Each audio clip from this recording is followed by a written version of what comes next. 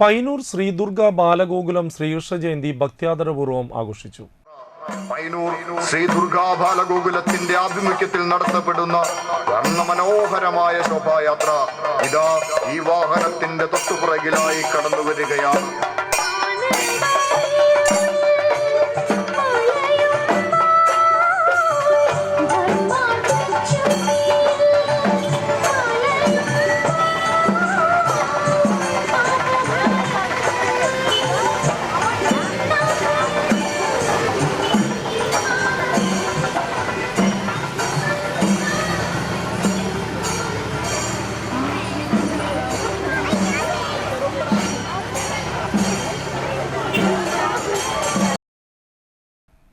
രാവിലെ ഗോപൂജ, ബാലസംഗമം, ഉറിയടി എന്നിവയും നടന്നു.